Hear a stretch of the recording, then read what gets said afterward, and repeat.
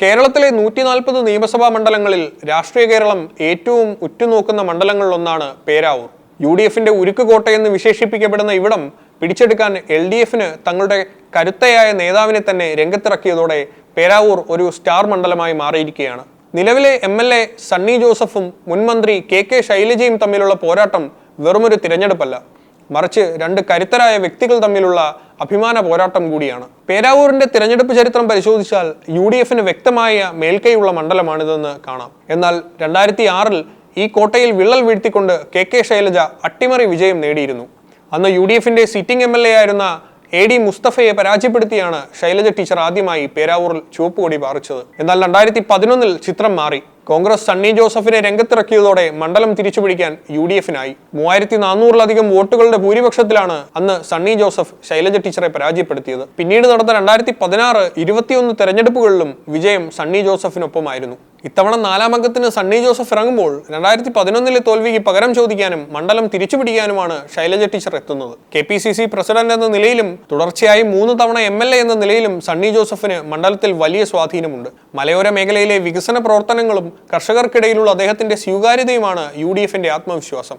സഭയ്ക്കകത്തും പുറത്തും ഉന്നയിക്കുന്ന വിഷയങ്ങളും അദ്ദേഹത്തിന്റെ സൗമ്യമായ പെരുമാറ്റവും വോട്ടർമാരെ സ്വാധീനിക്കുന്ന ഘടകങ്ങളാണ്. കേരളത്തിലെ ഏറ്റവും ജനപ്രിയനായ നേതാക്കളിൽ ഒരാളായ ശൈലജ ടീച്ചറെ രംഗത്തിറക്കിയതിലൂടെ മണ്ഡലം എന്ത് വില കൊടുത്തും പിടിച്ചെടുക്കുക എന്നതാണ് LDFന്റെ ലക്ഷ്യം. ആരോഗ്യ വകുപ്പ് മന്ത്രി എന്ന നിലയിലുള്ള മികച്ച പ്രവർത്തനം ശൈലജ ടീച്ചർക്ക് എല്ലാ വിഭാഗം ജനങ്ങൾക്കിടയിലും വലിയ മതിപ്പുണ്ടാക്കിയിട്ടുണ്ട്. 2006-ലെ വിജയം ആവർത്തിക്കാൻ കഴിയുമെന്ന ഉറച്ച വിശ്വാസത്തിലാണ് ഇടതുമുന്നണി. രണ്ട് മുന്നണികൾക്കും ശക്തമായ വെല്ലുവിളി ഉയർത്തിക്കൊണ്ട് NDA സ്ഥാനാർത്ഥി പൈലി വത്തിയായിട്ടും സജീവമാണ്. മണ്ഡലത്തിലെ വോട്ടിംഗ് ശതമാനത്തിൽ മാറ്റമുണ്ടാക്കാൻ NDAയുടെ സ്വാധീനത്തിന് കഴിയും. ഇത്തവണ പേരാവൂർ തെരഞ്ഞെടുപ്പിലെ ഏറ്റവും വലിയ ട്വിസ്റ്റ് പ്രധാന സ്ഥാനാർത്ഥികളുടെ പേരിനോട് സാമ്യമുള്ള അപരന്മാരുടെ സാന്നിധ്യമാണ്. കടുത്ത പോരാട്ടം നടക്കുന്ന മണ്ഡലങ്ങളിൽ ഏതാനും വോട്ടുകൾ പോലും നിർണായകമാകുന്ന സാഹചര്യത്തിൽ അപരന്മാർ പിടിക്കുന്ന വോട്ടുകൾ സ്ഥാനാർത്ഥിയുടെ നെഞ്ചിടിപ്പ് വർദ്ധിപ്പിക്കുന്നു.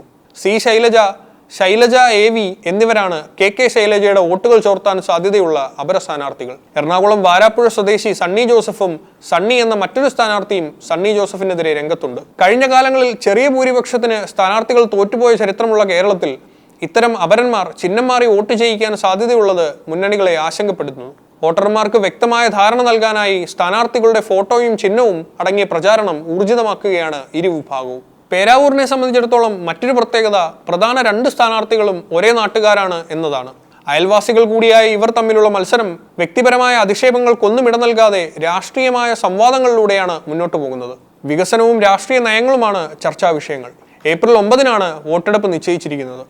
നിലവിലത്തെ രാഷ്ട്രീയ സാഹചര്യത്തിൽ മണ്ഡലത്തിൽ ഭരണവിരുദ്ധ വികാരമുണ്ടോ അതോ വികസന തുടർച്ച വേണമോ എന്നാകും ജനവിധി നിശ്ചയിക്കുക. കർഷക പ്രശ്നങ്ങളും വന്യജീവി ആക്രമണങ്ങളും മലയോര മേഖലയിൽ അടിസ്ഥാന സൗകര്യ വികസനവും വോട്ടർമാരുടെ പ്രധാന പരിഗണനാ വിഷയങ്ങളാണ്. സണ്ണി ജോസഫിന്റെ ഹാട്രിക് വിജയത്തിന് ശേഷം 4-ാം വിജയം തേടിയുള്ള യാത്ര വിജയിക്കുമോ അതോ പഴയ പോരാളി ശൈലജ ടീച്ചറുടെ LDF മണ്ഡലം തിരിച്ചു പിടിക്കുമോ എന്നുള്ളതൊക്കെ ഇനി തിരഞ്ഞെടുപ്പ് കഴിയുമ്പോൾ മാത്രമേ നമുക്കറിയാൻ കഴിയൂ. അപരന്മാർ കളത്തിലിറങ്ങുമ്പോൾ വോട്ടിംഗ് ശതമാനത്തിൽ ഉണ്ടാകുന്ന മാറ്റം ആരെ തുണയ്ക്കുമെന്നും തിരഞ്ഞെടുപ്പിന് ശേഷം നമുക്ക് തിരിച്ചറിയാം. ഇത്തരം ചോദ്യങ്ങൾക്കെല്ലാം ഉത്തരം ഏപ്രിൽ 9-ന് ജനങ്ങൾ നൽകും. കേരളം മുഴുവൻ ഉറ്റുനോക്കുന്ന പേരാവൂരിലെ രാഷ്ട്രീയ ചടുലത വരും ദിവസങ്ങളിൽ കൂടുതൽ ആവേശഭരിതമാകുമെന്ന് ഉറപ്പാണ്.